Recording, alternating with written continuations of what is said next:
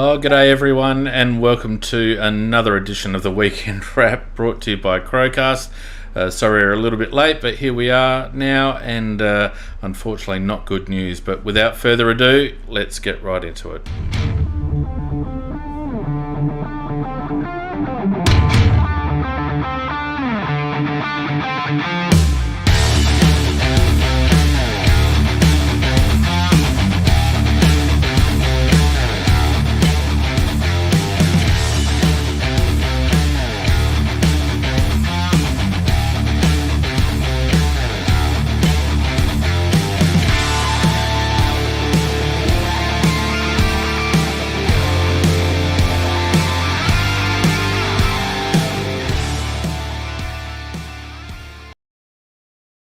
Hello, and welcome again to another edition of our Weekend Wrap. This week, reviewing round 6 versus Hawthorn, and it wasn't a very happy time, unfortunately.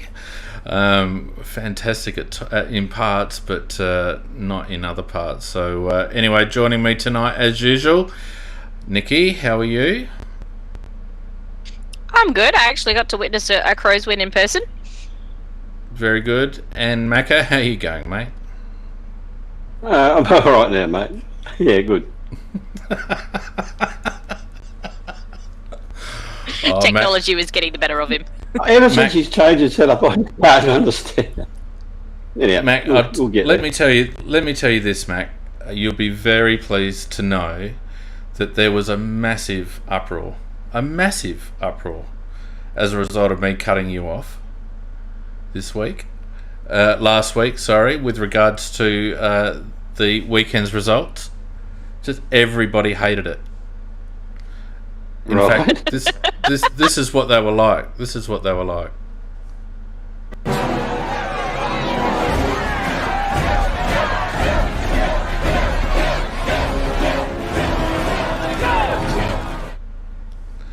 It was an angry mob, Macca, an angry mob. So And I'm going to bow. rightfully so, mate. I'm going to bow to the pressure. And I'm actually anointing you this week and for all weeks from now until eternity, as this is now your segment. The weekend results roundup is now your segment. I'll just read the scores. I'm just going to read the scores, and then you can just go your merry way talking about it, and everyone can get off my back. I'll be brief, mate. I'll be brief. So, look, thanks to everyone who's joined us on Discord and YouTube and Twitch. Don't forget, if you want to have your say, and there's a few people lining up to have a say today, what we're going to do after we've gone through Macca's beloved weekend results roundup, we're going to open the lines, as they say on 5AA, and give a few people a say. So if you want to have a say, I've got Tommy in there, Roberto, Razor, Mitchy Bell's in there. We've got a few in there right now, and if you want to have a say, now is the time. Oh, so in the meantime, Don't be shy. In the meantime, Mac, let's go through the results, shall we? Let's do it. Let's go through the results. Let me have a look. Let's go all the way back to Friday, where the Bulldogs cleaned up the Giants 104-65, a margin there of 39 points. The Giants looking alright for a while, but then coming to a bit of a screaming halt. What'd you think, Mac? Well, basically, they're outmanned against the best midfield in the competition. But to GWS's credit, they turned it into a dour struggle for 3 quarters. But the last quarter, the class of the Dogs with that mighty midfield just ran away with it. And they are one of my favourites for the flag. Nikki, got anything to say? That was probably pretty close to it. I actually thought GWS actually held them down quite well. So I think better teams might be having a look at that as a bit of the blueprint against how you have to try and combat the Dogs. Indeed. All right. Now, Mac, Saturday, the Suns. Surprise! What's happened to Sydney? The Suns 100, getting up to over Sydney's 60. Imagine there are 40 points. I didn't watch the game, but I was surprised by the result. Well, actually, I watched it because it was the better of the two games to watch, and I thought it was an excellent game. And the Suns, they've got a lot of good young lads in their team, and we know who they are. They've been drafted, and they've turned out to be A-graders because they've always been picking down the bottom. And no Franklin in the Swans. And interesting enough, we used to have the McDonald-Thilthorpe debate. McDonald got dropped in the same week that Thilthorpe made his debut, stunning debut at that. So, the Suns just didn't fire. And the young bloke for Gold Coast, if they can keep them, they'll have a good side. But I would think there'd be a lot of teams trying to raid them. Yeah, that's true. It just shows how much depth they've had that they haven't even used. Like, I don't know. Anyway, the next game, Geelong absolutely destroying Eagles at Cardinia Park. Geelong 136 to the Eagles, the hapless Eagles, who hate going to Cardinia Park, 39. 97-point shellacking. Well, all you can really say about that game, and I did start to watch it and I did tune off, it was a shameful effort by the Eagles. Shameful, absolutely shameful. They won the first quarter, They won the first quarter. Yeah, but after that, they kicked 2 goals for the last 3 quarters. And as you said, they lost by 97 points. And it really, really just looked like, Geelong were playing against witches' hats. And they're a team without character at times, West Coast. I don't know what it is, but they can do this. And when they do it really badly. It's very true. They do seem to turn up or choose not to turn up at times. I don't know whether they just think, oh no, this is too hard. Anyway, the Lions 103 to 85. I was just going to say, just particularly when they get a couple of injuries to their key players, and as soon as they're off, that's I think when the shambles kind of happen. But I've also been to Cardinia Park, and really, I wouldn't want to turn up there either. It's bloody cold. As Kempy says in the chat, don't bet against Geelong at home. I think that's a pretty safe bet. Now at the MCG, the Brisbane Lions getting up 103 to Carlton 85. Carlton would be disappointed by that. Brisbane a pretty solid win by 18 points. Yeah, well, look, if you look at Carlton, you've got Harry Mackay, however you pronounce it. He kicked 6 goals. Gives 100%. And is an A grade. But after that, how long does this team rebuild for? I mean, are they on their 5th rebuild or their 6th rebuild? And they're just no bloody good. They've got B graders all over the oval, and and Brisbane only just fluttering along. They run by 3 goals, and they didn't really play that well. I mean, McGluggage was outstanding for them, but Carlton are a heap of crap, as we know, and Brisbane won't make the GF. I'm sure of that. At some stage, someone at Carlton or a group, I mean, they've gotten rid of... I think Silvani has put that club back about 5 years. Correct, 100% right. His drafting tactics over the last few years have really, really set them back. And, look, I don't know. It's going to take him a while, I think. Yeah, somebody in the chat said, it was brave to write Brisbane off, but I just don't think they've got enough weapons. That's why I don't think that Brisbane can play in the GF. No.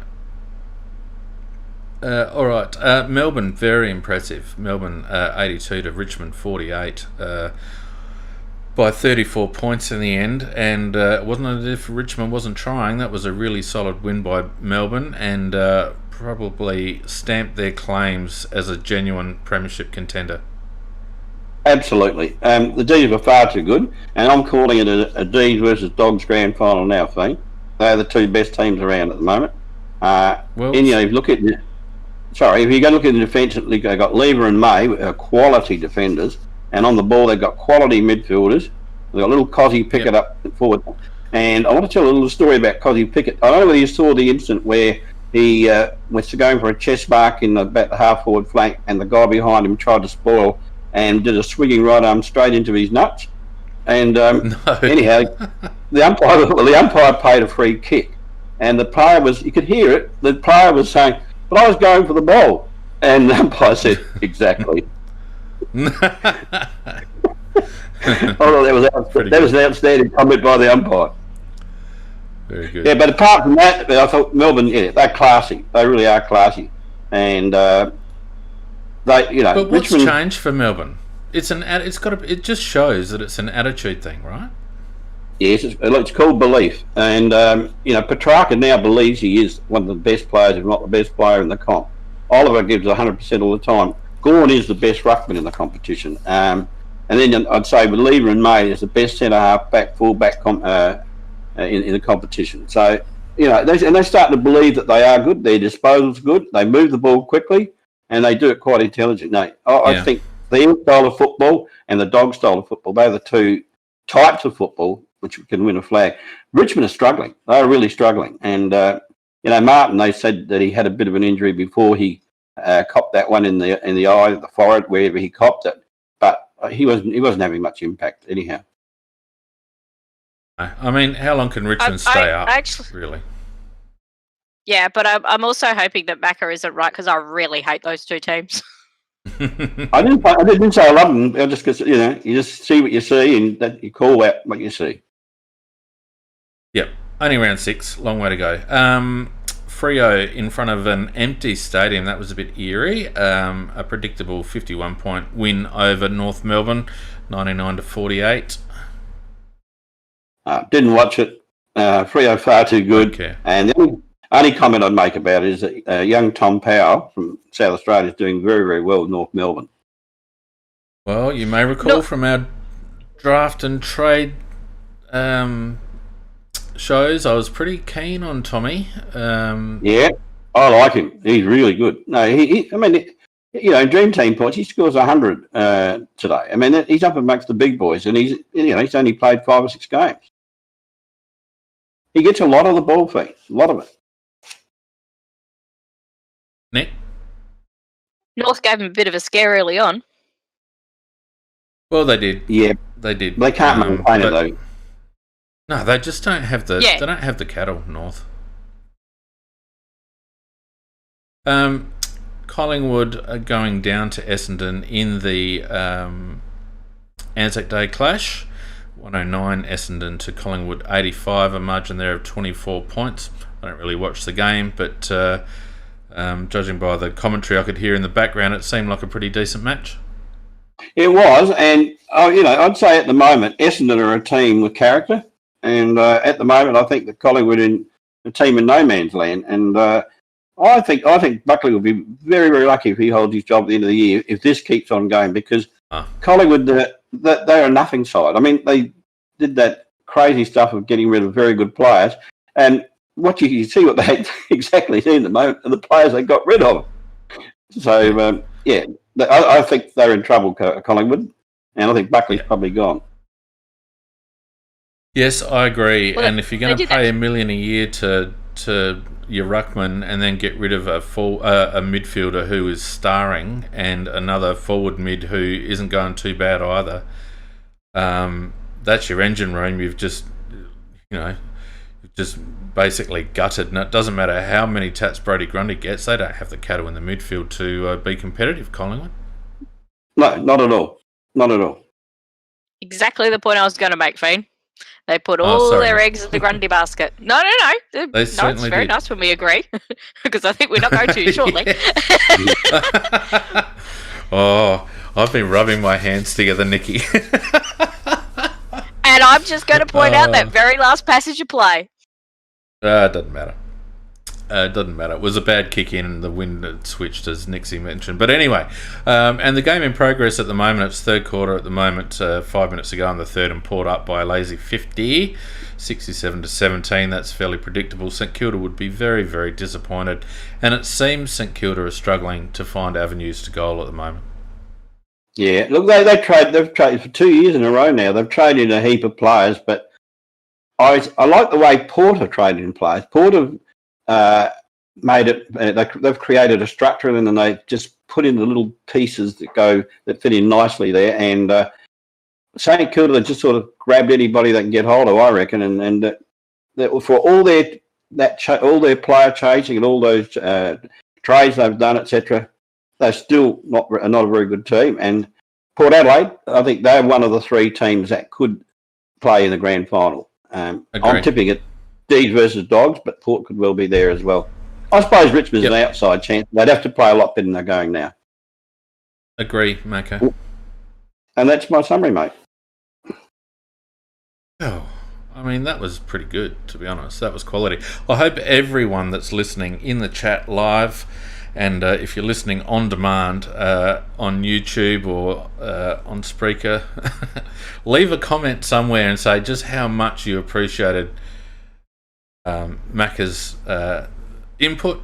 And now I'm going to put you on mute for the rest of the show, Mac. Well, yeah, okay.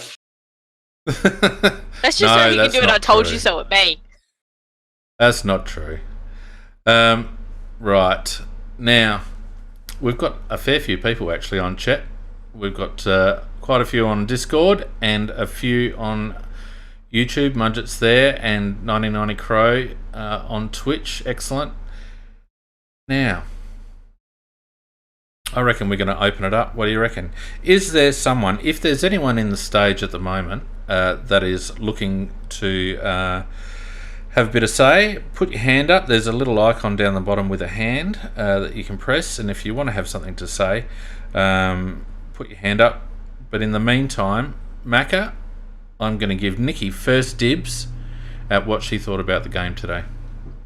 Well, I'm very interested to see what she's got to say. Go for it, Nick.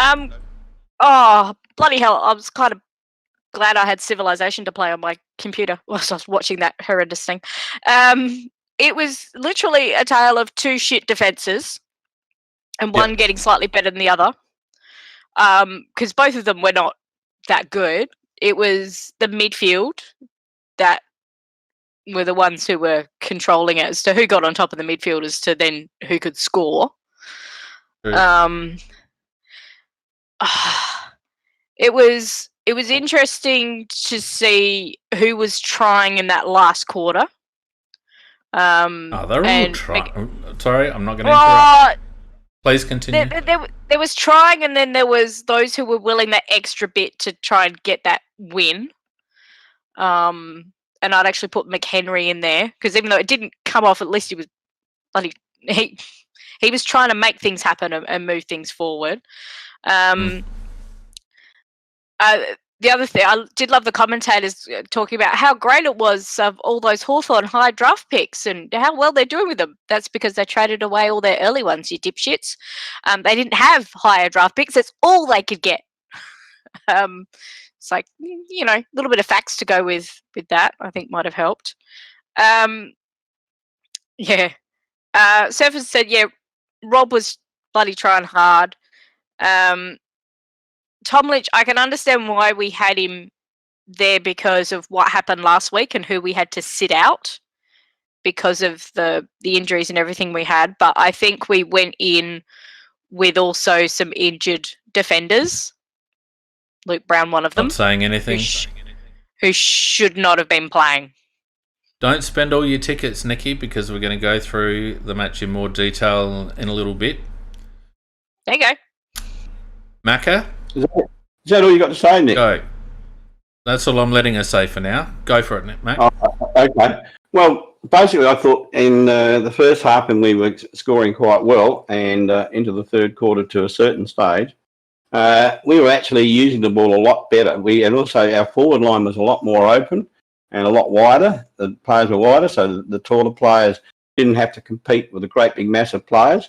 But I thought in the last quarter we just fell back into all of our old bad habits. And you just think of the number of times that ball got bombed in, and there was about a bunch of about 10 to 12 players. Why weren't they leading out to the flanks? Why weren't they making space? And I have to be really, really critical of our little blokes, and we'll go through that later. But they were, if you go through our four smalls, in between them, they had a bloody total of, I think it was 8 tackles out of 4 blokes.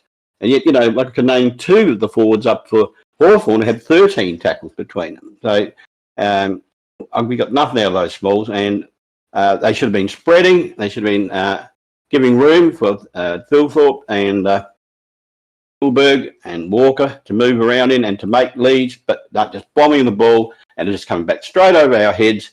And I thought Hawthorn actually played our style of game in the last quarter, looking for a man and running it very quickly into their forward line. So I thought that we played, probably 2.5, 2 3/4 of good football, and after that, we played very, very ordinary, and we just went back into all of our old bad habits. And I will have to mention that the Lynch fiasco, that was just a bloody joke and may well have cost us the game. That's my quick synopsis, Fane. All right. Well, my thoughts are this. I was watching the first quarter thinking we're not playing too badly, even though that they were getting ahead of us on the scoreboard. I thought we were going all right, and we just needed to tidy up a few things. Turnovers were massive for both teams, but they hurt us a little bit more earlier on turnover. I felt like we fatigued again. I felt like that was the main reason why our forward 50 entries started to fall down, Mac, because we weren't actually transitioning high enough up the ground to get decent forward 50 entries. So, and we weren't judging the wind very well, and that bombing up into the air with that wind was just, you're on a hiding to nothing. A couple of players really disappointed me, and we'll go through them obviously a little bit later, but Shane McAdam really disappointed me. Shocking me, playing behind. I feel like he's offering us nothing at the moment. He's speculating. Look, I also was very, very disappointed with the Tom Lynch fiasco. I don't understand, Nikki and Macca and those in the audience, I don't understand why the hell we would put as a substitute a guy who is injured. I just don't understand it. And then to not have him ready to come on. The one thing that we've seen in the first 6 rounds of this season is that the medical sub can actually be a bit of an advantage because it gives you fresh legs. And correct. Most teams have put on a player who can run a bit to try and mismatch the opposition because of their fresh legs. Now, I know Chase Jones hasn't been doing much in the twos, but neither had Riley Thilthorpe. Nikki. But No, he hadn't. But Chase Jones should have been the sub for this game, no doubt about it, if for no other reason than to assist us in the event that we had a medical sub so that we could get some transition going in the last quarter. Tom Lynch couldn't run. He was playing on a wing, he couldn't run. That ball that he contested on the outer side halfway through the last quarter where he didn't even attempt to mark, he just tried to fist it forward. It was a completely useless waste of time having him on the ground, and Nix needs to be... I was amazed that no one asked him about that in the presser, because to me, not only the fact that he was picked, but also that he wasn't ready. I just didn't understand it. Okay. It was disgraceful, absolutely disgraceful. You are 100% right. And I mean, Jones is a Tasmanian boy, and apart from the fact that he had a reasonable game last week, this is a game that we should have brought him down to Tasmania, and we should have sat him on the bench instead of a broken down Lynch who couldn't bloody run it. That was just a disgrace, absolutely a disgrace. And a lot of teams have used that position. They've got people with all of a sudden get cramp and have to come off and all the rest of it, and they sub somebody. And I think it's been a little bit abused, but in this case, we wouldn't have been abusing it. We would have been actually using it. But it was just, it was probably one of the worst fiascos I've ever seen in a club that's alleged to be professional. That was so unprofessional. I just didn't understand it. Look, let's have a look at the teams. And there were 2 things I think that stood out to me with regards to selection. The first was as I said, the issue with Lynch was just ridiculous. It didn't make any sense whatsoever. The second, I thought, was our mismatch up forward. If you have a look at their forward line, Tom Duday, as it turned out, got absolutely towed up by Kajitsky. They also had O'Brien there and Lewis. I think we actually needed to have Murray in, and I think McPherson could have given away for Murray. They didn't have a lot of speed up forward, Hawthorn, and I think it would have been good to have Murray in as a little bit more height. And as it turned out, Kajitsky he cleaned us up. What do you think, Nick? I agree on that, definitely. Murray actually played quite well in the twos. There is also the option of Worrell, who also had another good game. And the problem I've got with McPherson at the moment, and we saw it a couple of times before he got injured, that when he gets hit and he goes down, he stays down for a while. He doesn't get up quickly, and that's not good in a defender, particularly when the ball's still flying around. And they took advantage of that a number of times. And I think he just looks he's looked a little bit tired and not as zippy as he was last year, McPherson. Agreed. So I think it was a case of we did need to rest a few players. And Nick's kind of seems to be having the faith in them, but I think he actually needs to actually rest them. Because sometimes that can do a little bit of damage to the confidence, etc., particularly when you've got a younger team.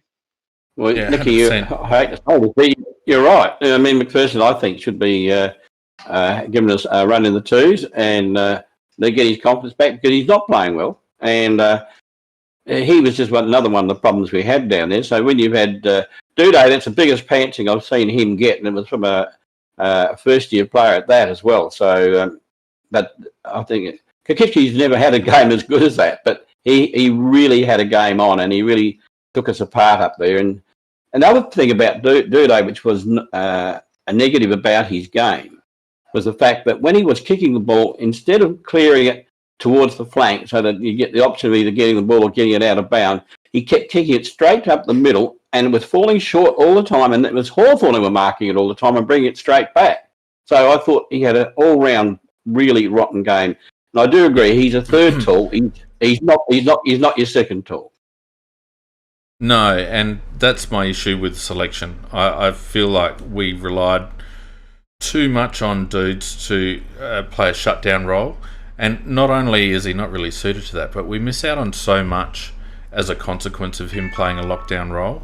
We miss his run out of defence, we miss his use of the ball, and as a consequence he was pretty ineffective. He only really took that one good mark in the last quarter, which in the end amounted to nothing. So now we've got seven people in the audience there. Do any of you guys want to have something to say about selection or about the game itself? If you do, stick your hand up and I'll see it, and I'll bring you on board. So don't be shy. Razor's already shown that it's not that bad. PJ last week as well as Kempy.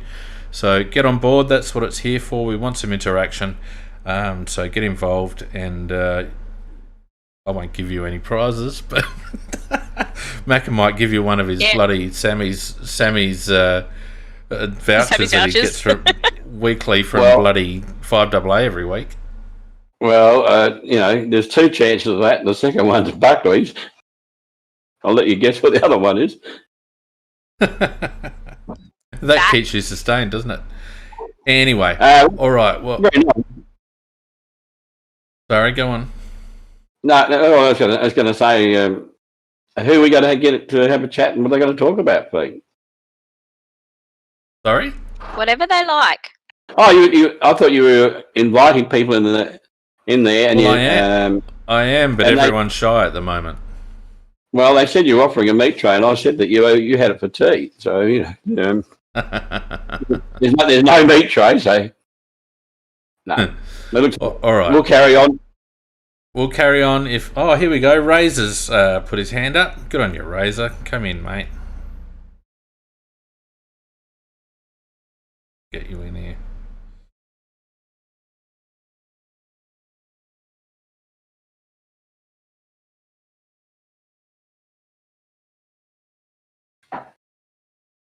Razor, how you going, mate? He's muted at the moment, please. Oh, you're muted, There we Razor. go. There you go. There you go. There we go. Now, nice and loud, Razor. Nice and loud, mate. Last week you were a little bit faint. How's that? Beautiful. What'd you think, mate? Yeah, well, I like to boil games down to movies, and I'm going to call this the Forrest Gump game because we had moments of brilliance, and then, we're still a bit touched in the head, That Tom Lynch thing drove me out of my mind. 20 minutes to get on the ground. Makes no sense. It was a disgrace. I'm like just pure filthy about it. I don't even want to watch football no more. Oh, it's gone off. Razor's just gone off. Well, tell us, Razor, what were the good points, mate? Oh my God, Thilthorpe, man! What a debut! We kicked 15 straight. That's a record. We looked just absolutely fantastic in that second quarter. So that's probably 3 right there off the bat. Yeah, that's Agreed. about it. And I think, we have to keep in mind that this is a new group and it's a young group, and we are in a rebuilding phase. And it was a heartbreaking game because we should have won it. But the fact is, we're not actually playing a bad style of footy for long periods of the game. And I don't actually mind what I see. And whilst you want to win those ones, I think we're on the right path, Do you agree with that, Razor? Oh yeah, definitely. Yeah, I would say that we are fine. The style of football we've got, if we could maintain it for a whole game, would be winning lots and lots of games. But it's a very physically taxing type of game because it's all about running, it's all about movement, and you raised the question about were we tired in the last quarter, and possibly we were because certainly we did not play the same style of game in that last quarter that we did for the first 3 quarters. We tied in the third as well. Yeah, we were timed before 3/4 time. And thanks, the interesting Razor, thing for being on. Oh, sorry, go on, Nick. Because looking at the top ups that we got playing in the SNFL, they all got speed, and obviously we've picked those top ups to match what we need to see from our AFL team, and that was quite noticeable in the game against Centrals. My issue a bit though is yes, it's fabulous we kicked that 15 straight, but if you actually look at the scoring shots, they were very similar. So it wasn't the domination that what it initially appeared with that second quarter on the scoreboard. I mean, we do know that back kicking is bad football, but we were still letting it get in to their forward line too easy. And I think that's the issue we kind of need to look at. But you're right about that. Some of that ball movement was just beautiful to watch, and particularly when we were getting that run in waves. We've seen that a couple of times this year. We kicked 10 goals to 4 in that second quarter. If that's not a domination, I don't know what is. But it was 4 goals. They missed how much in the first quarter? 5-2 to 4 goals. So they only missed 2 shots in the first quarter. 9-5 to 14 goals at half time. So I don't agree with that. I felt like we had the game in control at half time. We really did.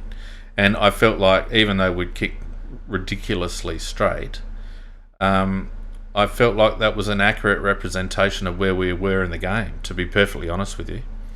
Now we've got other people in the audience there. You've seen how easy it is. Ray coming all the way from the US to have a chat with us as he does on the CrowCast. So don't be shy. Put your hand up. There's a little icon down there, down the bottom with the little hand. Click that and I'll see it, and I'll invite you in to have your say. Now, just go through some team stats when I get this organised.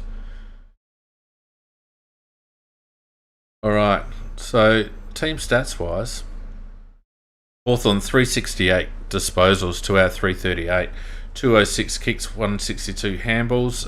We were a little bit more handball happy. 197 kicks to 141 handballs. They had 10 more inside 50s, and I'd like to see the breakdown of that quarter by quarter, but the AFL apps. I think that was mostly in the last quarter. Yeah, it wouldn't surprise me. Disposal efficiency, now I do remember at halftime we were up around 77%, and Hawthorn were at 71. We did dip a little bit after half-time, but the interesting one was the efficiency inside 50, Macca. You pointed it out, and Nicky, you might have oh, bloody hell, it keeps refreshing. Nick, you might have pointed it out as well. We were at 78% efficiency inside 50 at half-time. I took a screenshot, and we ended the game at 51% efficiency inside 50, which means, if you're a mathematician, we probably went in that second half at probably around about 40% disposal efficiency, or efficiency inside 50. Possibly a bit less, even thing. Yeah, maybe into the 30s.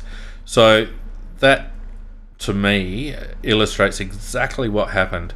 The other thing that happened too, that Clarkson wasn't dumb. He stuck O'Brien down back, and O'Brien was the tool I think that they were missing. As we were monstering them up forward, it looked really potent with Tex on up and about.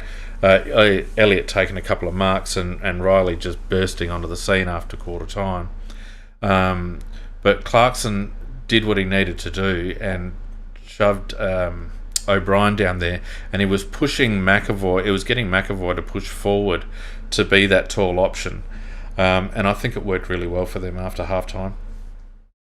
Yeah, I think we were outcoached after halftime, and that's what Clarkson. He is the best in the trade, and that while we were, I think we had a game style, and we were definitely on top. He, as you said, Fiend, he's managed to manoeuvre it around to neutralise it.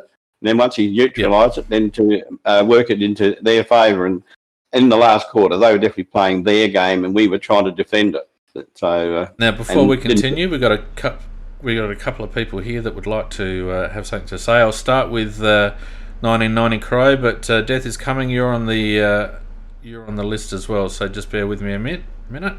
Make sure your microphone is off. On 1990 Crow, how you going, mate? Good, thanks. Hey, can you hear me? You can hear me? We can. Very well. Hey, mate. How are we doing?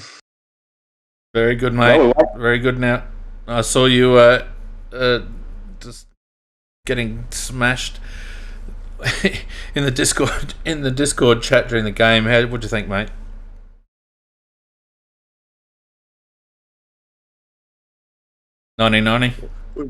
We've got a couple of layers of audio going on, but I think I've got your question. I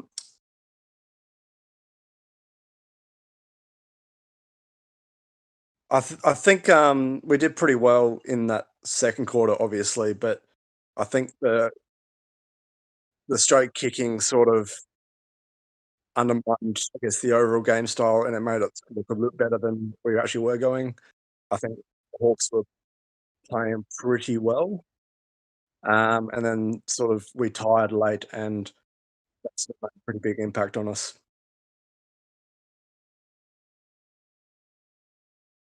Yeah, we certainly I thought we tired. We did tire, but I think one of the reasons for that was up until about halfway through the third quarter, I thought we were playing our style of game, but the game gradually changed, and then I thought we were doing a lot of arse chasing, and you certainly get tired when you chase rather than when you're doing the attacking. So I think you're right that we did tire, but I think that was exaggerated by the fact that we were playing. The Hawks played better than us, and in that last quarter of it, and we were chasing their backsides. And we do have a number of. Sorry, Nick. I was just going to say we do have a number of players that tend to wait for the opposition to do something, and then they react, and they often react a little bit too slowly, and some of them are sitting up forward, which isn't good. 1990, I don't know about you, but I was expecting Knicks to actually slow the game down a little bit after halftime. Is that something you thought might happen?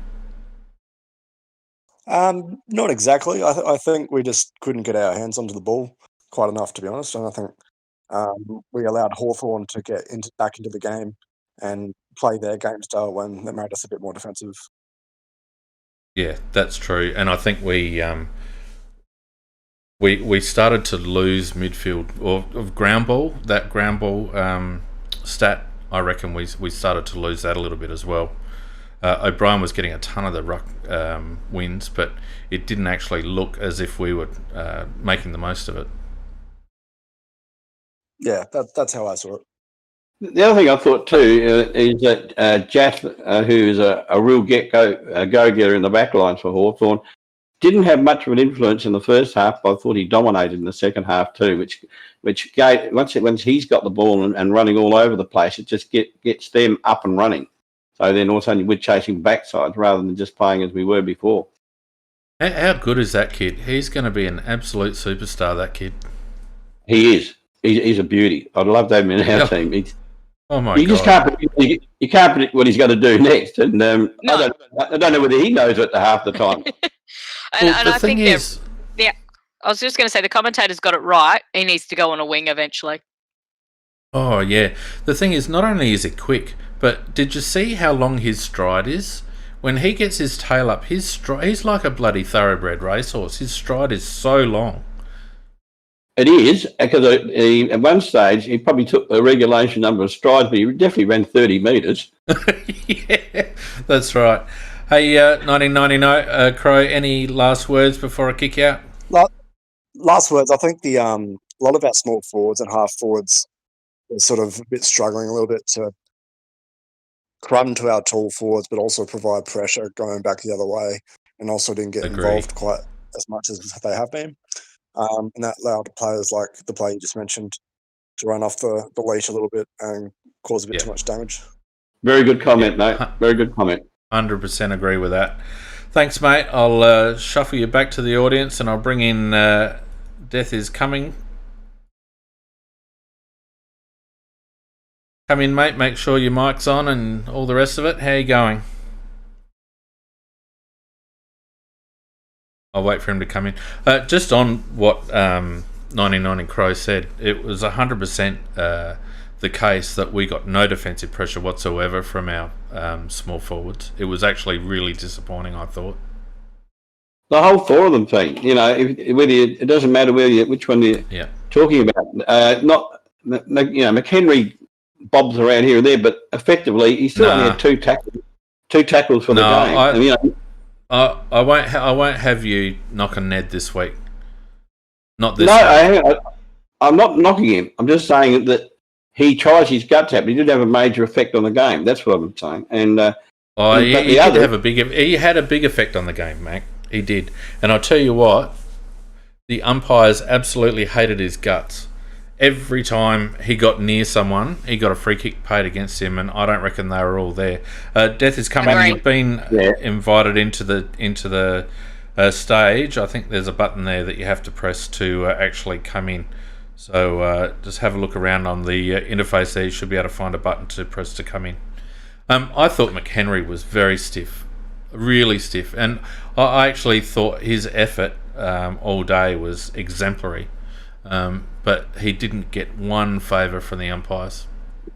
All right, moving on from him, I thought Murphy was poor. I thought Rowe was poor. And McAdam, I am sick and tired of the ball going to our forward line and him being behind these players. Yes, I mean, he's a small guy. He's supposed to be in bloody front. I agree, Mac. I'm disappointed with McAdam at the moment. Well, I would say that one of McAdam or Rowe, out of those two, definitely should be going back to the twos. And I'd like to see Newchurch come in and have a crack at it. Yep. Now we've got Death is Coming in. How you going, mate?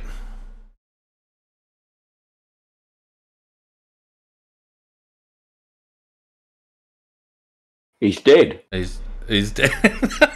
Apparently, Death arrived. Your mic. There you go. How you going, mate?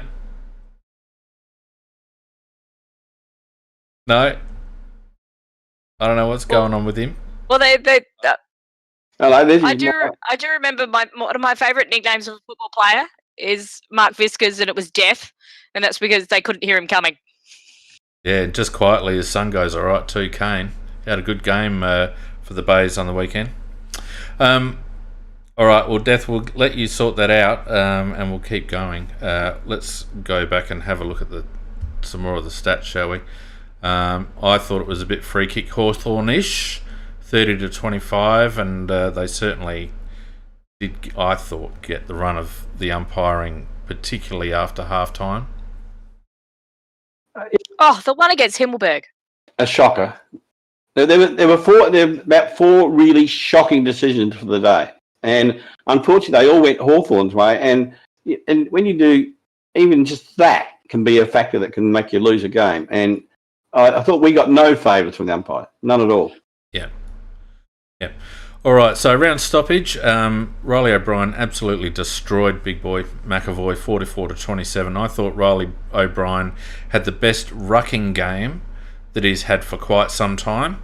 And McAvoy is the type of ruck that he will dominate because Riley's not a jumper and McAvoy's not a jumper. And I feel like that's where Riley really comes into his own. And we got 40 clearances to 30, 17-13 in the centre and 23-17 around the ground.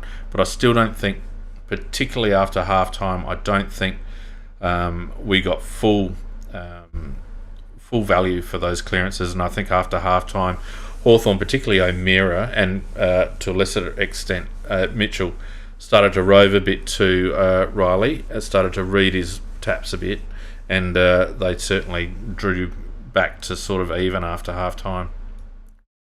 Well, I think that one of the differences was, though, Fane, is the fact is that, as you said, we were getting, if you look at the stats, we did win the clearances in terms of the majority, but a lot of them were under pressure and a lot of them just weren't used very well. And I thought once Hawthorn, as the game went on, Hawthorn started to get more out of the middle and they got more around the pack. And they started to use a lot better than we did. And, just little things like that. And they cost you a game when it's only one kick in it. Yep. I agree. To me, one of the problems was that midfield, was that you saw that in the second half, was that often Rob was the one trying to be the link player running past. If he didn't get the mark, if it was like one of the forwards had taken one, or whatever, he was the player going past. It's like, where the hell's our midfield? Well, the midfield really was around two guys, really. It was really around Laird and Keys. And I thought both of those can put their hands up and hold their heads up high and say they had a real crack. I thought... They had cracks for part of the game, not for the full game. No, I disagree, Nikki. It may not have been as effective in the later half, but I thought they had a real crack at it. Somebody made a comment. Schoenberg was nowhere to be seen. I agree with that comment. Haitley had maybe 16, 17 possessions, but there weren't any particularly memorable ones in there. So he would have to lift his game to stay in there. Yeah, let's not go through individuals, Macca. You know what the format is. No, sorry, I was just talking about midfield. Yeah, I apologise. Yeah, I know. Yeah. Contested possessions were pretty easy, even 146 to 144, although just to me, just the eye test, it looked like they were winning more 50-50 contests in general. Uncontested possessions, Hawthorn a little bit higher. The turnovers, 73, 84. 84 is a ridiculously high amount of turnovers for Adelaide. For those watching on YouTube, I've just got the heat maps up and I'm just going to run through the quarter by quarter. You can see in the first quarter there we were playing quite forward, or both teams actually were playing quite forward of the contest. A lot of possessions around the midfield as the ball was pinging back and forward. In the second quarter, you can see that we really started to get on top. A lot of possessions in the midfield area. Hawthorn were getting pushed back a bit. But the third quarter heat map is the interesting one, because you would expect, given that Hawthorn got on top, you would expect that we were actually getting more of our possessions defensively. But we actually got the majority of our possessions in the midfield or around half forward. And Hawthorn were actually playing quite deep. And that's what happened in the third quarter, in my opinion, is our forward 50 entries became ineffective. They stuck O'Brien behind the contest. Yep. And as you said, that young fella started running out of defence, but they started getting handball chains out of defence. And I would love to have seen the stat for scores off turnover in our back half, because I reckon it would have been immense in that third quarter. And it just goes to show. Yep, it just got all our possession in that third quarter was concentrated around the 50-metre arc. There was hardly any possessions. I wish this app had stopped refreshing. There was hardly any possessions inside 25 metres for goal. There's only what was that, 5 or 6 inside 20 metres for the whole quarter. Whereas Hawthorn, you can see there, they had probably 10 or 12 possessions, maybe even more, in that third quarter, even though that they were forced quite deep. So to me, that's where the game changed. It's in that third quarter where our forward 50 entries began to deteriorate, and Hawthorn, we weren't able to apply enough pressure across the forward 50 to stop them running the ball out. And if you recall, Mac and Nick, I reckon that was the problem last week as well. Yeah, look, it is one of our problems, no doubt about that. I agree totally. I think it's a major problem, to be honest with you, as I just bring Page in Motion back into the chat. You're invited back in, mate. Hopefully you've got your audio sorted there. How you going?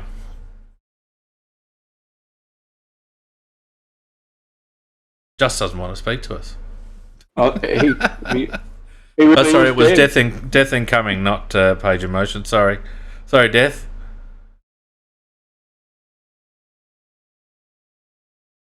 Oh, it just doesn't look like it's happening for the fella.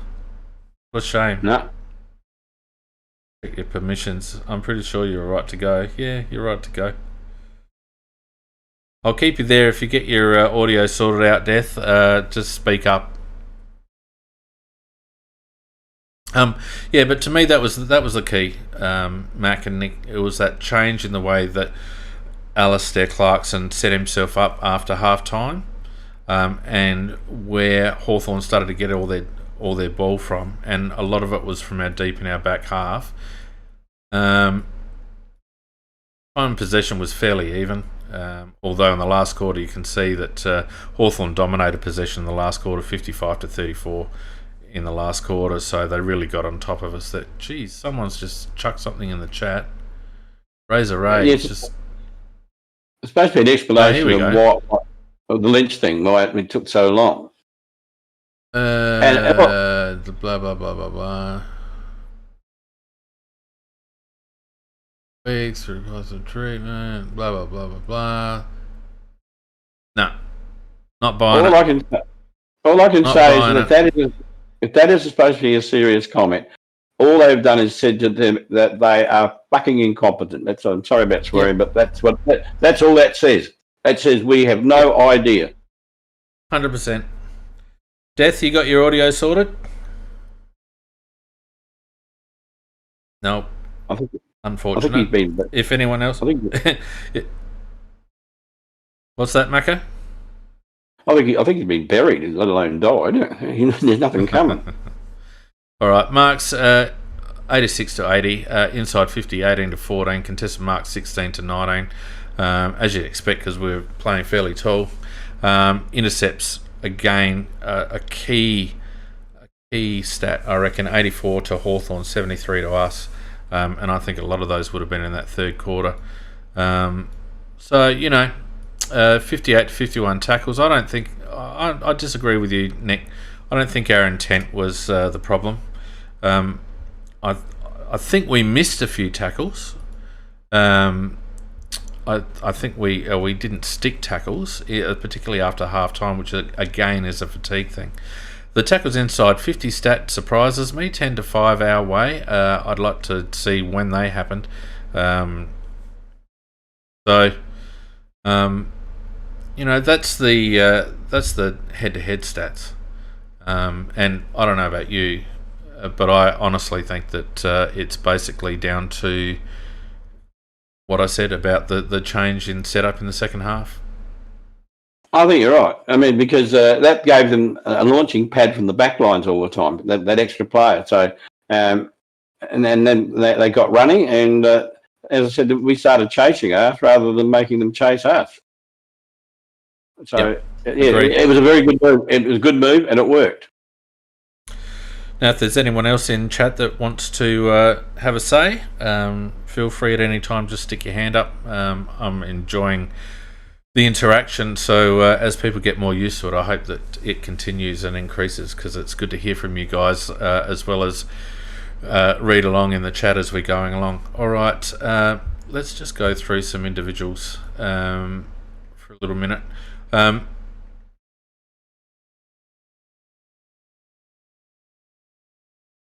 Who was our best player, do you reckon? Oh, for me, Ben Keys. Ben Keys. I just thought his endeavour was outstanding, and he had some very, very hard balls. He risks his body all the time, and he gets heaps and heaps of possessions. Okay, his disposal's never 100%. A lot of the time, that's because he's really under pressure when he gets it. But if every player put in like he put in, we wouldn't lose. Nick? I know. I like Rob's game as well. Yep. I also thought Lairdy played well. He was the highest possession winner for the game for us, and a lot of little things that went a bit unnoticed. He was pretty much carrying the can inside, but I actually think it's a split between O'Brien and Keys. Seaman would have been up there at half time. Yeah. But by God, he stunk it up in the last quarter. Well, that is season. Yeah. Well, I don't know about stunk it up, but he didn't have the same influence. He did. I thought he was very close to down top, probably our top three up to 3/4 time, but he dropped well down the list after that. He probably might have got in. Probably about our 6th or 7th best, something like that. But I thought he did have. Yeah. He had 3 good quarters. Yeah, well, let's have a look at Benny Keys, because he had a very good game. 31 disposals, 15 kicks, 16 handballs, 8 marks, 13 tackles, if you don't mind. If we just flick through his quarter by quarter, he had 7 in the first, 9 in the second, started to use his leg more, 9 in the third, and 6 in the last. So it's the thing with Benny Keys is you always see that consistency of effort. You don't see his stats drop off after half time. You can see that he got statistics all over the ground. Pretty even there. A lot of time in the middle, so he was working hard for us in the middle, getting clearances. His disposal efficiency for 31 disposals was pretty good, 74%. 17 contested possessions, although that goal that he missed, or that shot that he missed, bloody horrific. Involved in 4 score involvements, took 8 marks, 1 contested, 2 turnovers, 19 pressure acts, 450 metres gained. He had 10 clearances, 6 centre and 4 stoppage, 13 tackles, 2 of them inside 50. He had 3 inside 50s himself, 3 rebound 50s as well. Pretty good game from Ben Keys. No, that's outstanding. When you look at his stats of getting the ball plus 13 tackles on top of that, oh no, that's outstanding. Yep, and I felt his effort by foot was less noticeably bad. I didn't think he only turned it over a couple of times, and I felt like he was more constructive. But him and Laird were doing very well, particularly in the first half. Fell away a bit. Nick? Yeah, to me, I had actually had him ahead of Lairdy, because the issue in the third quarter was he was still up and about, whereas Lairdy kind of disappeared a little bit. And I think that's where the issue to me was that we only had more that single midfielder kind of shining a little bit in the third when they started to get back in up. Yeah. Well, let's have a Yeah. look at Rory's stats. 32 touches, 15 kicks, 17 handballs. Quarter by quarter, he had 10 touches in the first. Both him and Keys, between them, only had 2 kicks and about 15 handballs in the first quarter. That's quite interesting. Second quarter, I think both of them got told after quarter time to kick the ball, because they both reversed it in the second quarter. 7-3 for Rory in the second quarter. Third quarter, 6-2. And last quarter dropped off a bit, 1-3, which is a bit disappointing. If we have a look at his Telstra tracker, that's just the last quarter. Let's go back. Again, similar to Ben Keys, a little bit more behind the ball, 70% in the defensive half, 30% in the forward half, but got touches all around the place. 66% disposal efficiency, a little bit down. 18 contested possessions, 15 uncontested, 4 turnovers, 4 intercepts, only 4 score involvements, 1 goal assist, 5 marks, all uncontested, 1 turnover, only 11 pressure acts, 355 metres gained, 7 clearances, 5 tackles, 1 of them inside 50, 4 inside 50s and 4 rebound 50s. So I think one of the things that I've noticed, you two, is the manner in which the score involvement stat has dropped off for our 2 main key midfielders since Sloaney's gone down. Yes, I think Laird's stats, when you were reading them out, sort of illustrated that he was playing really more like centre to back half type in getting his clearances. Doesn't matter. That way. You can be playing. You can play full. You can play out of full back. As if you're involved in the chain, you're part of the score you get a score involvement stat. Our midfielders, the amount of ball that Lairdy got in the midfield and Keys as well, it surprises me how few score involvement stats they've got, and that's been a trend for the last 3 weeks. I've noticed that our clearances out of the centre and our midfielders in general are not the key drivers for our scoring efforts. It's more Seedsman and Scholl and Brodie Smith, those outside runners that are the keys to our scoring. And I'd like to see our midfield actually be able to deliver the ball cleanly into our forward 50 instead of just kind of hack kick it and call it a clearance kind of thing. Well, that's a fair point too. But also the forwards have to cooperate and also spread out a bit and give them something to kick to as well. They do a lot of blind kicks because they're under pressure. I agree with that, and that's generally not going to lead to a scoring opportunity. Interesting thing is that at one stage when they put up how all the goals were kicked from both teams, I think all but one was kicked from turnovers, from errors. Yeah, from the back line. I reckon that was half time, or halfway through the second quarter. It was like 7 goals each on turnovers. It was just about the entire score. It was. Yeah. It was. Mm. So what do you reckon? It's sort of saying that basically the way that footy is being played at the moment, unless you've got elite midfielders who can really use the ball very well, most of your scoring is really going to come from a turnover.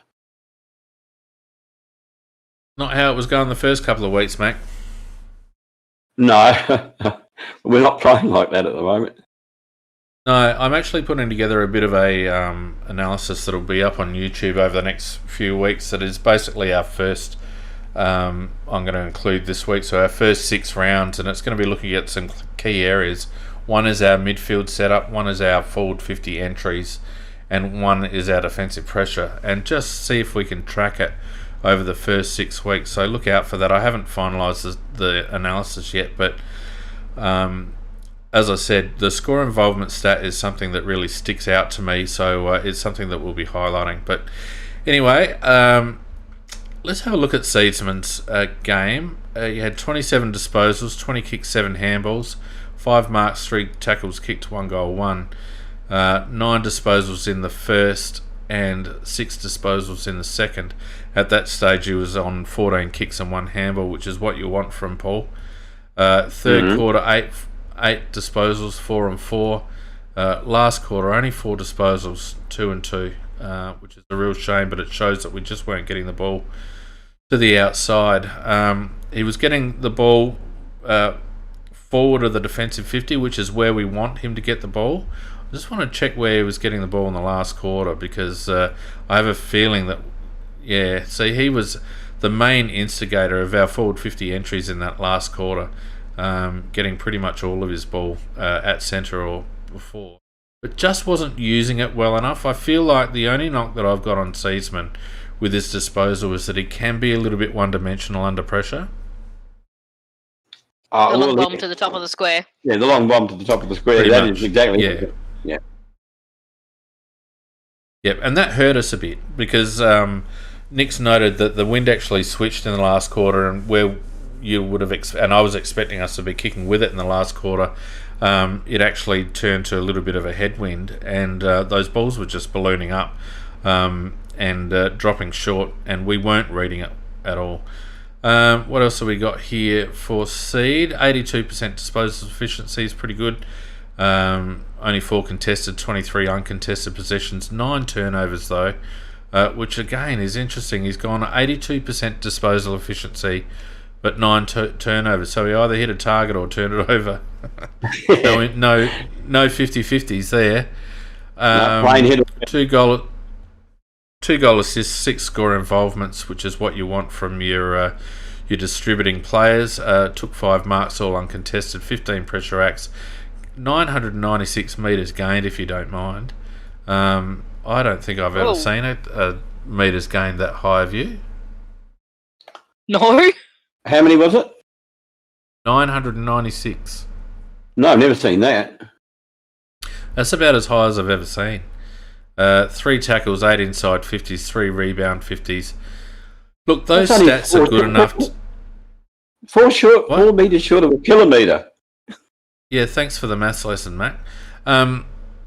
Those stats really are good enough to get Seedsman in our top 5.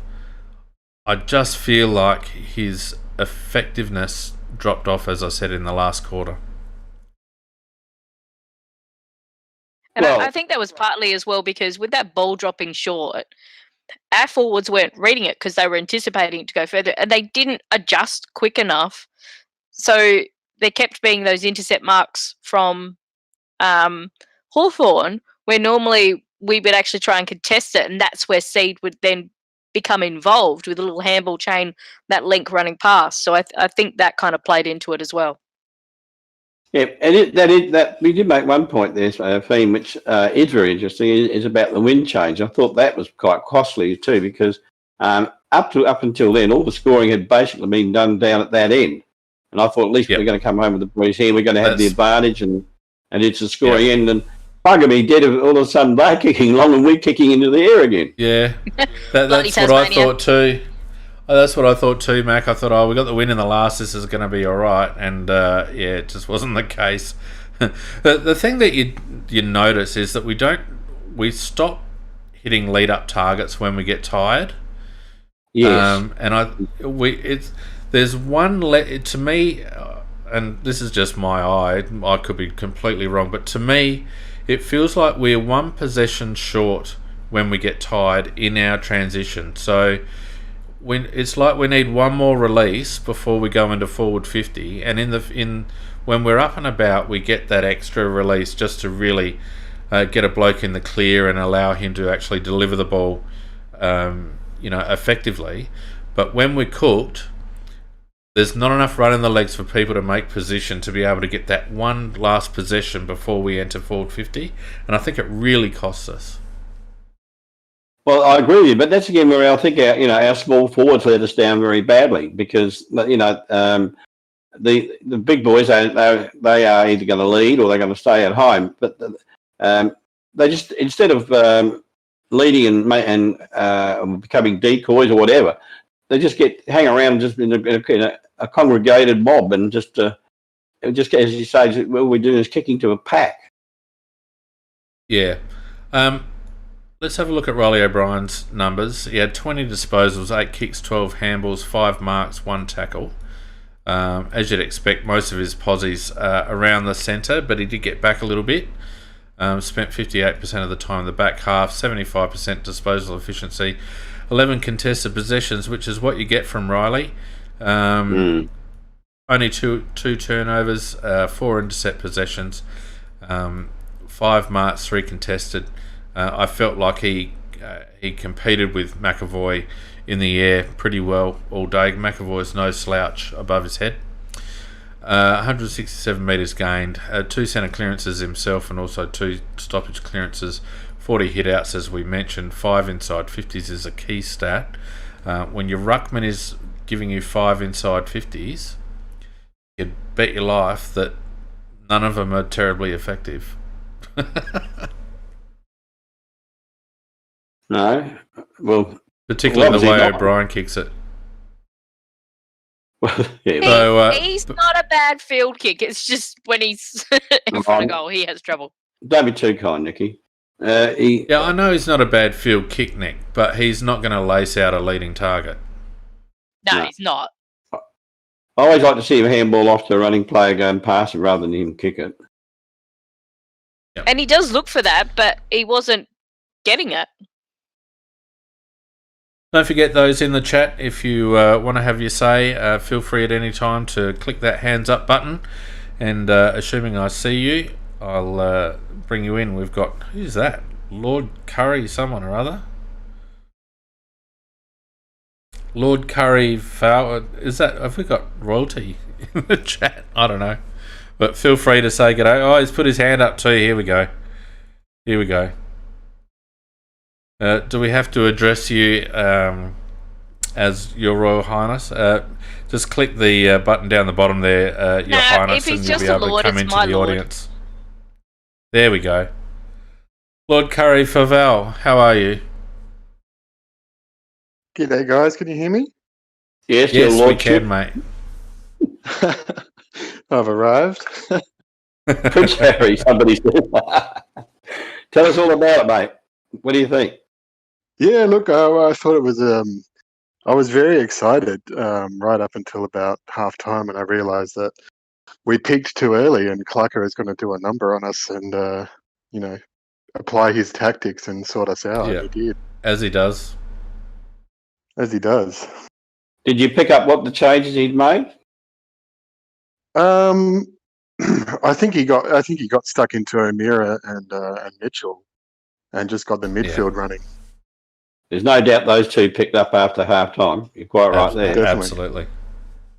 Yeah, and I think that just we didn't have enough fight in the third, and I think we came back a bit in the fourth, even though we didn't put a lot of score on the board. But the third is where it got out of control, and yeah, it was a shame. But it's a lot of good signs for us, though. Tell us, Your Lordship, what did you think of their fiasco with the Lyncher coming off the bench? Oh, there's got to be an inquisition into that. That was terrible. Inquisition. A royal inquisition. Nobody ever expects the Spanish Inquisition. No, that's I can't believe it. I can't believe that he was our sub to begin with, given that he's had the toe issues for the last couple of weeks. I agree with you. I mean, I watched the Sandford game, and when I saw Chase Jones was rested in the fourth quarter mostly, I thought, right, they're going to get him over there. But I can't remember, what's the Sandford rules for getting a medical sub in that there's some Sandford related rule that we can't get. What is it again? I can't remember now. I'm not aware of it. I think there is. There's something that disadvantaged us, and Port were going on about it heavily, and we were as well. What they were saying is if they were going to be the medical sub, they couldn't play in the Sandford. Okay. That's so is that why Chase ended up not being available to be the sub today? I don't know. I know that both Adelaide and Port Adelaide were trying to get the Sandford to relent on that particular issue, and I don't know whether they did or whether they didn't. So, I think that's a sore point, because I think that might have cost us today, because I don't think we would have taken Lynch had we been able to choose someone else. Yeah, look, I think you're probably right there, and then this is where being a lord comes into it. You see these things very well. And, you brown noser. But can I ask you one question, Your Lordship? And where does the rest of it come from? Curry Favel. So my last name is Lord. Right. The Curry Favel part is it's like carrying favour. It's an old way to say carrying favour. Yes. But it's something that I stumbled across, and I use it as my Twitter handle because to me, tweeting and being on Twitter is all about carrying favour with people. So it has been suggested in the chat that you actually make me a knight. Can you actually do that? Sir Macca? Yes. No, he can't. No, I'm asking the Lord, not you, Nikki. I voted Republican. Well, you have to change your name to Sir Macca. Well, okay. Done. Okay, thank you. And Hang on a minute. just coming back, what changes would you have made in the last quarter? Say again, sorry? We were sort of struggling in the last quarter. What changes do you think you would have made if you were the coach?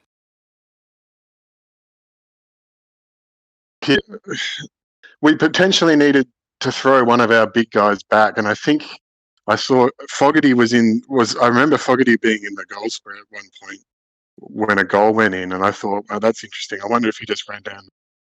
His man brought him down there, but I think even maybe putting Himmelberg back for a little bit because we had so many tools. Tex and Thilthorpe were doing the job up front, but I think maybe throwing Himmelberg back just to stem a bit of flow and give Doty a bit of support. 100% on that one. We didn't make enough changes to cover Kajitsky. Today was getting towed up by Kajitsky. He was just a little bit undersized, and given we were playing so tall up forward, we needed for me it was either Himmelberg or Fogarty that needed to go back. And I agree with you and a couple in the chat too. Himmelberg has played a key defensive role as a junior, and we just needed an extra tool down there. Given that we didn't pick Murray. So if we'd have picked Murray, all the bullshit with Lynch would have been avoided because we would have had one of the other lads as probably McPherson as a sub. So anyway, never mind. Yeah. I think with Hamill going out, with Hamill going out, I'm really excited if we get Worrell in because I think it's Worrell's time, and I think giving him a home debut against GWS will be really good. Actually, you're a little bit scary, Your Lordship. You make good sense. Yeah. You wouldn't actually be part of another podcast, would you, Your Lordship? I think I follow quite a few. Sorry? I think you might even be a member of another podcast. Yeah. I follow quite a few Crows podcasts. I live in Melbourne, so this is my way to get Crows conversations with people. Very good. Very good. Well, thanks very much for joining in, mate, and hopefully it won't be the last time because you make a lot of sense. You've knighted Sir Macca. We've changed his name in the chat. He probably doesn't even realise it yet, but... I have picked it up. I have picked it up. I was about to thank him for the title because I think it's well earned. Thanks for having me on, guys. Good on you, mate. Thanks for listening. Cheers. No worries. All right, see, it's just that easy, CrowCast listeners, and you don't even have to make as much sense as His Royal Highness, the Prince of... Yeah, because if you make too much sense, then you start making us look bad, and then you won't be invited back on. So just relax a bit. Make a lot of sense at the best of times. Just relax a bit. Now, I don't think we can do a game day analysis without focusing on Mr. Thilthorpe just for a moment. And, Nikki, I just want to say, and I'm not going to can you because I think that your assessment of Riley's game in the sample last week was reasonable, but I just want to say that the way that things are set up at the moment in the SANFL is extremely detrimental to the development of our kids, and the fact that we've got so many top-ups at the moment, it really means, I think, that selections like Thilthorpe, who probably hadn't earned it on form, are still warranted, because Riley would have learnt more today, as I've been banging on about all season. Riley would have learnt more today than he has in the previous 5 weeks playing in the twos. Don't you agree? I'm with you, Frank. No, I've always thought that there's that issue with the SANFL, and really the AFL needs to get their butt into gear and actually have an AFL reserves back again. Yeah. To me, my issue with Riley and why I was very angry at him, particularly in that South Adelaide game, was exactly what happened with that very last kick from Tex, which is where you saw him behind Hartigan, and he was on one side, and that's what he was doing a lot of. McAdam, as you pointed out earlier, does exactly the same thing, as where they start from behind. So whether that's an issue we've got with our forwards coaching. I remember one you're talking about, but I can't remember too many others, Nikki. No, Well, I'm not agreeing with you, Nick. The ball was coming in. No, I'm saying, but that's what he was consistently doing in that South Adelaide game. And that's why my impression was he was not ready at all, because of that's what I saw him do consistently in that game. Well, this game, you're very different. You're right about a lot of things. But that's where I was coming from, and we saw that in that one example. But overall, he had a bloody good game for a debut. I think that's an understatement. I think he had a superb game for a debut. And we saw also some of that, why he is essentially the number one draft pick. Yes, they can talk as much as they like about the Bulldogs player, but and he got his 10 grand or whatever from NAB, but he only did that so we could get our player later. He is essentially that number one draft pick, and he showed enough in that game that very much so what we've got to look forward to. And I really liked at one stage, for one of his marks, it was Fogarty, him and Himmelberg up forward and working quite well together. And to me, if we can keep Fog and get him going, that's our future. And they were working well, particularly in that second quarter. The interesting thing, though, Nikki, just to offset what you're saying, I reckon that if you look at our first 3 games with no Fogarty in the midfield, and we win, and the last 3 games we've struggled with the Fogarty in the middle. But no Sloan. Correlation by causation, Nikki. You're 100% right. No Sloan. It's not that Fogarty's in; it's that Sloan's out. No Sloan. Well, it's a very good counter. Yeah. That's why you've been relegated to court jester now, mate. No, I don't accept that one. I've been right, mate. You're just jealous. You're having way too much fun with that, Fiend. You've discovered you can change people's names. I've always known, but I'm a bit scared now. Yeah, just don't mess with me. But one of the other things they kept talking about, the commentators, is they're going, we're a bit worried about, how tall Adelaide was. And it's like, but Thilthorpe, one of the big raps on him was how good he is below his knees, and he's essentially a midfielder who's a ruckman size. And we know that Himmelberg is also very good below his knees. So they're not the lumbering talls. No. They're actually quite agile and very good when they hit the ground. You look at that second goal that Thilthorpe got. That was the type of goal that a row or one of those players should be getting. Just the ball was loose, just snatches it with one hand, pirouettes, goal. And it was just beautiful stuff to watch. I actually didn't mind the structure at all, and I think there's a lot of merit for like you say, they're not lumbering tools. Both Himmelberg and Riley can get on their bike, the problem is it's that with that kind of height, they're never going to be sprinters, and it means that Shane McAdam has to play a slightly different role.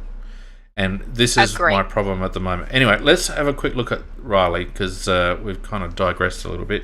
He had 16 disposals, 10 kicks and 6 handballs, took 5 marks, 2 tackles and 5 goals, if you don't mind. 5 goals straight on debut. Should get a rising star. 42% the defensive half, which is interesting. 7 contested possessions, went at just under 70% disposal efficiency. Turned it over 5 times, 3 intercepts. What's we got here? 3 contested marks, 2 uncontested. That mark that he took against McAvoy, that was magnificent. Wasn't that a big 11, ripper? 11 pressure acts, 2 tackles, 1 inside 50.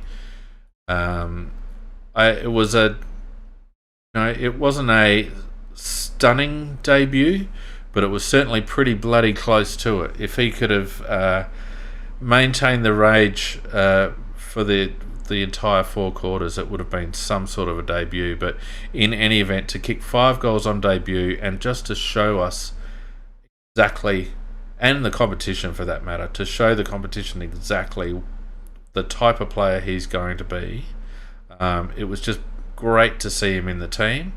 And what anyone says, he stays in the team for the rest of the season for mine, unless he needs to be managed with store. Yeah, I do. For me, it's if you need to manage him, or if there are some confidence issues or etc. or something else, then what is best for his overall development, then that's how we need to deal with him. Yeah. Look, he has got great self-belief. Like, one of my grandson played in the same team as him, and he's a very, very confident type of person. And look, he would not have been phased by playing today. He just wouldn't be phased. And that showed. He just didn't feel out of place at all. No, you saw the smile on his face. Mm. He was just so happy to be out here. He was having a great time. Loving it. 100%. No, all right, now let's some notable mentions. I thought Geordie Butts battled gamely. I thought Himmelberg coming in wasn't bad. Ned McHenry, I thought, was actually his best game for us, even though he didn't have a huge amount of disposals. I felt like he got absolutely destroyed by the umpires. How many frees did he give away? Let's hear the amount of frees that he gave away, because I reckon he got targeted by the 4 or 5. Oh yeah, with your free kicks. Yep, 4 frees against, done 4. The bloke's like 3 feet high. Come on, he was not well served by the umpires today. But there are a couple of players I feel were down. Can I just also add in Jake Kelly? As much as how poor our backline was, I actually thought Jake had a really good game. 100%. 100%. Right, now there's a few to choose from. Mac, who was your bloke most under pressure at the moment? McAdam. I can't stand this business of playing from behind all the time, and it's out of him and Rowe. And no, you always do this. Just bloody one. All right. No, if it's just one, I would drop McAdam, even though I think he's better than Rowe, because he's just got to stop from this playing from behind business all the time. Yep. Shane McAdam, 6 disposals. He had 1 in the first quarter, 2 in the second, 1 in the third, and 2 in the last. Now, to me, what's happening with Shane is that he's not getting up the ground enough. He's staying deep, and he's playing from behind, and he's being opportunistic, and he's not working hard enough to get up the ground. If we have a look at his Telstra tracker, look where he's getting his possessions. Have a look at that. It's like all of them bar one inside 30, and the other one was still inside 50. He has not left. Now, I don't care if someone's going to say that's the instructions, but to me, if a bloke's not getting the agate, he needs to be working harder and at least presenting up around high half forward. Not one possession outside of the forward 50, mate. Yeah, look, he's just hanging around the goals and he's hanging behind his player, which makes it even worse. So the number of times you're screaming at the TV, for God's sake, McAdam, get in front. And I think the only way to teach him is to drop him. I agree. I think he's gotten lazy and he's forgotten how to lead up at the ball, and he's just taken too much for granted.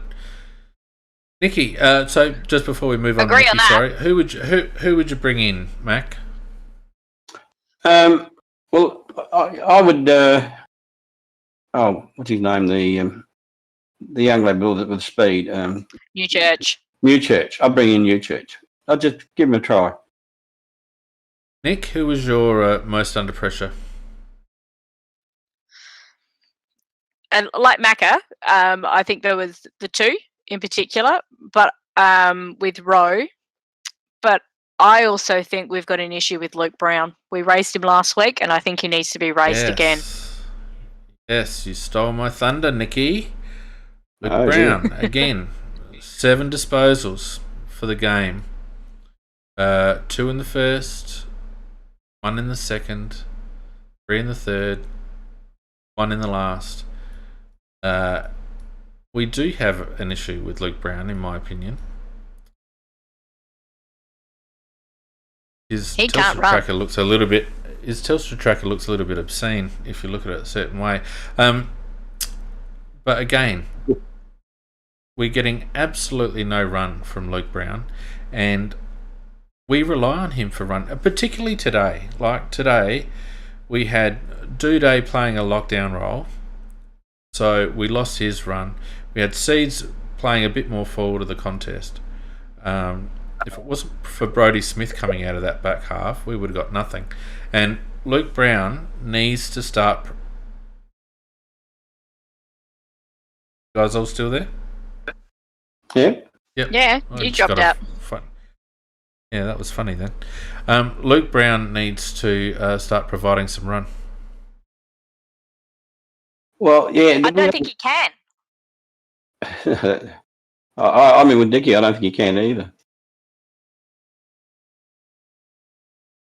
Well, to me, he looked fit enough. I think he's forgotten how to do it, to be honest with you. No, And he didn't I look think- fit, particularly when he had to chase a player. So, what do you think, Nicky? I You know. think he's playing injured? Yep. Particularly when he is trying to turn. Look, I think you're probably right because he is a quality player. He's always been. I don't know how many years he's played now. He must have been in our team now for about 10 years, I would have thought. And he's always been a quality player that you could rely on, and we never ever discussed him. So for him to be, I think as Surf has quite rightly said, he's either injured or he's close to done, and it's one of the two. He can't be close to done. Can't be close to done. He's only 28 years of age, right? At the moment, if you have a look at his season stats, his disposals are 11 below average, intercepts 3.6 below average, intercept marks nearly 1 below average, meters gained. And this is a key one, and it shows that we actually bloody know what we're talking about, Macca and Nicky. His meters gained stat is 192, nearly 193 meters below his average. Right, for the season. If he's not done, then he's obviously injured, Fiend, because he just can't do it. He's not doing it. No, he's not doing it. Every stat is below average at the moment. Anyway, I agree with you, Nicky. I think he's got a few problems. I'm going to put my other earplug in. You guys still there? Yep. Yeah. Yeah, so I think my headphone is running out. The other one in. All right, so Nick, you took my thunder with Luke Brown. So it's a toss-up for me between Rowe and Andrew McPherson. And I'm going to go Rowe just because his game was pitiful, and I think McPherson might miss a couple with that injury. But Rowe, only 8 disposals, 6 kicks, 2 handballs. He went donuts in the first, apart from a tackle. And he had 1 in the second, no tackles. 6 in the third with 1 tackle. And only 1 in the last with no tackles. Now, he is our premier small forward. That's what he's in the team for. He's a number 1 small forward. And he needs to do more. Needs to do more than that. Well, yeah, that I think I agree with you that Ned McHenry he put in a lot, but I don't think the others, including Rowie, did. Well, Rowie, you just said his stats, and he's not playing very well. Well, plus 4 turnovers out of those low stat numbers. Out of 8 disposal, 4 turnovers. Didn't hit the scoreboard. No score involvements. 2 clearances around stoppage. 2 tackles inside 50. It's just not enough. And I think I'd be bringing in Newchurch for Rowe. I think Rowe needs to get fitter, to be honest with you. I don't think he's fit enough. He's not getting to the right spots at marking contests, Macca. I'm in 100% agreement with everything you said there. I don't believe he is fit enough, and I think he's got to work harder and get even fitter than he is now. Too many bottles of black cuts around. His old man's always waffling on about that on 5AA. I think that I would definitely give him a rest and give Newchurch a run. And I don't think we could lose anything out of it. So we're going to be a little bit stretched next week. Sorry, Nick, go on. Yeah. My problem with Rowe was particularly when that ball is up around the high half forward area and above the 50, he watches his man and waits to see what his man is going to do. When it's like, you're the forward. You need to be dictating play. And he's just wasn't doing it at all. I mean, to be fair, he had Burgoyne on him to start off with, and that's a hell of a lesson, which I actually thought was probably going to be good for him. And then when Burgoyne went off, he should have been better, but he was still watching his opponent too much for my liking. And that's what I've noticed the past couple of weeks from him. Yep. He's not been creative. To me, his primary position is to get at the feet of packs. And to be dangerous in forward 50 stoppage, and he's doing neither at the moment. Notables, as I mentioned, Andrew McPherson, I think, will probably be due a rest anyway, but I feel like he's just struggling for touch at the moment. Harry, no argument there. Yeah, Harry Schoenberg was quiet and needs to get involved more. He always looks great with ball in hand, but just needed to get involved more. Lockie Scholl was a bit quiet today and might be tiring a little bit, which you'd expect. He's had a bumper month. We're going to be a bit... I thought he was tagged a little bit today, Fee. What's that, sorry? I thought Lockie Scholl was tagged a bit. I thought that they played him very closely. Yeah, it's possible. It's possible. But that's why we threw that speedster Tom Lynch on the other wing. Yeah, or carried him out. Look, we're going to be a little bit stretched next week because it looks like young Hamill's going to be out for a while, and maybe McPherson. So there's 2 spots in defence. You'd expect that the young lad, what's his name again, Worrell, will come in. Worrell and Murray. And Murray would be the other. Yes. I'd like to see that too, Kevin. That makes us a little bit slow up forward.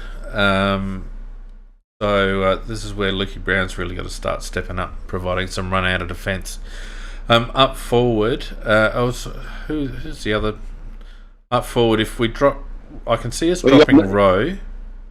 Yeah, there's Murphy, then McHenry, and McAdam. Yeah, well, Murphy and McHenry won't be dropped, but I can see us dropping Rowe for Newchurch. I think it might be time to give Tariq a run. How's Benny Davis going at the moment? He's injured. See? Injured. Our stocks are thin, and that might actually save McAdam's bacon another week. There's not a lot to bring in. There's no doubt about that. But we have to drop. We cannot pick Tom Lynch. Someone like D-Mac would have been perfect for a last quarter fresh legs. A bit of link-up play. That's D-Mac's bread and butter. D-Mac comes on, we'd probably win. Oh, well, that's a stretch. I But actually agree with we that. certainly... No, he only would because have had a better chance because he's a link-up player. Yeah, and he would have give us run.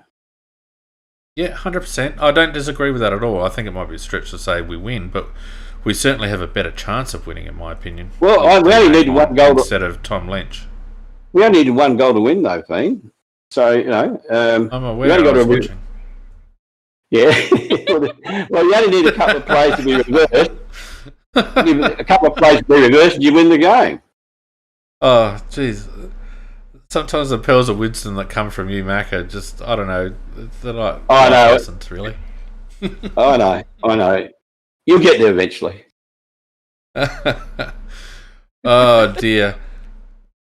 All right, so final chance for anyone who's in the audience there. If you want to have your say, now's the chance. We've probably got about 5 minutes to go in the in the chat. Who have we got next week? We've got GWS next week. That's going to be a very interesting game. We're playing at home, though, aren't we, Fiend? Yes, we are. Playing on Saturday afternoon. Yeah. Look, I think we could. No, GWS did put up a pretty good fight against a very good team. I think we'll be struggling. Having said that, this is not GWS's best team either. They've got a lot of injury as well. Nick, what do you reckon? It's as I said last week.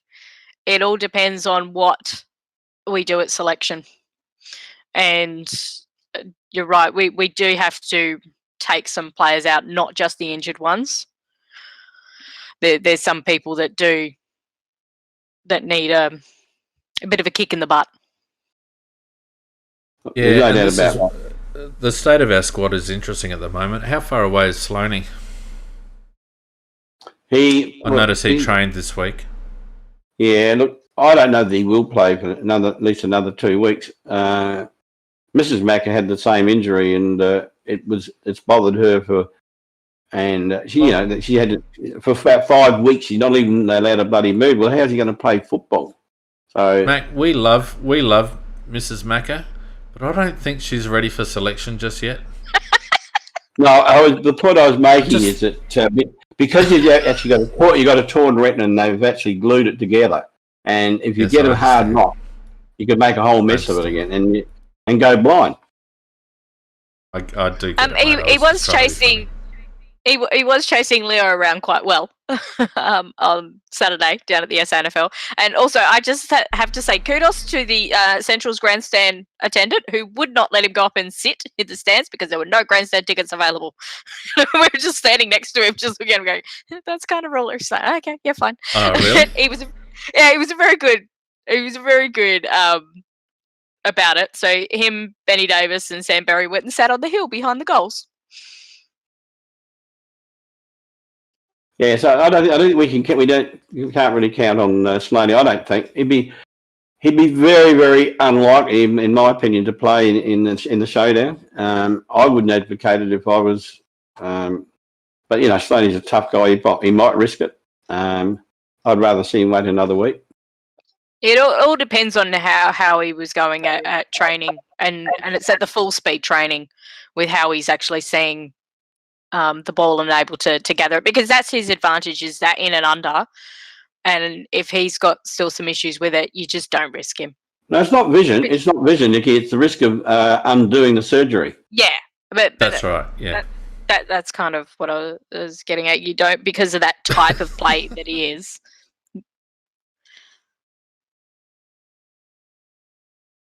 Oh, you guys. Look, I reckon we've gone 1 hour 45 minutes, for crying out loud, and I put it down to Macca. I put it down to Macca getting his own bloody way.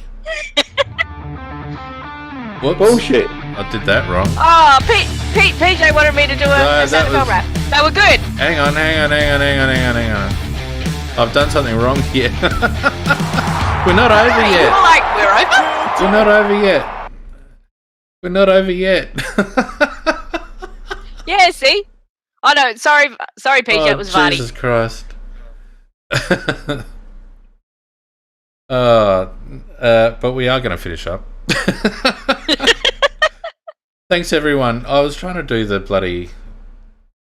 I've got one here, but I don't know what's going on. Doesn't matter. Well, can I just say that as much as I was very happy to see Billy in the SANFL 2s, he did start the game with 4 contested marks, 4 kicks for 3 goals and 1 goal assist. It wasn't a bad start, but he did wreck us getting an SANFL record because we had 10 goals straight with no points. Very similar to what happened today with the AFL team. The record is actually 11 goals straight, no points, and that's held by Port Adelaide, which my father wants everybody to know about. And he bloody missed, and he kicked a point, and he ruined it all. But he played very well in the SANFL, and some of the young guys coming through, Cook, O'Connor actually took a little step up, which I was pleased to see. The back line was too tall for their forwards, but that's what we have to pick, unfortunately. And whilst they got on top for some things and people thought Borlase played well, he had to play on a much smaller player and a much faster player. But overall, they actually, as a team, played quite well. Jones got a bit more of it, but he still did that whole thing of giving his man too much space, which is my issue I still have with him. Yeah, interesting to see that Nix has talked about getting him out of the midfield and getting him sort of in areas to expose his strengths and his weapons. He played halfback a lot. Yeah, I reckon that there might be a spot for him in defence as that running defender. When you have a look at our outs, we've got some pace that's not playing at the moment. Wayne Miller is a big loss at the moment. Yeah. I think as it turns out, Nick, I don't think he's a midfielder. Chase, I don't think he is. He's too small, and he gets lost at half forward. But them playing him on the half back line, he actually had when he was there, he did play a bit in the midfield, but he also played half back, and I actually liked him more when he was at the half back. He actually found some of the ball for a change, Nick. Yeah, he did, and he actually has to be a lot more accountable to his player and not give that gap, which he doesn't. I can understand why he does it in the midfield because, he's kind of hoping the ball comes his way and then he can break away with speed. But unfortunately, when it's the turnover, he's just not close enough to impact the contest. Whereas as a defender, he has to be, and the mindset changes a little bit. Anyway, as I mentioned, we've been going for 1 hour 48 minutes. Well, there we go. I want new finish church it up. Thanks, Nikki. That's great. Thanks to everyone who's joined us on Discord. Thanks to everyone who's participated in the live studio tonight. I hope people see some value in that. I really enjoyed personally the interaction, and I'm pretty sure you and Macca do as well, Nick. Yeah. Oh, I thought it was excellent. We had 3 on tonight, and I think they all did well. Yep. Thanks, Nick. Don't forget if you want to support. I said something at the start. I know, and then Macca, I was having a crack at Macca, not you. All right. Okay. I'm going to mute you guys because I need to do the outro for God's sake. All right, if you want to support the podcast on Patreon, go to patreon.com/AFL CrowCast. We really appreciate those who support us with a few bucks each month. It helps us keep this rabble going. Thanks to everyone on chat. Thanks to everyone who supports us on YouTube and Twitch and also on Spreaker. Thank you, Nikki and Macca. Not too much of a rabble tonight. We'll see you next Sunday. Good night. Yeah, good night all. Night all.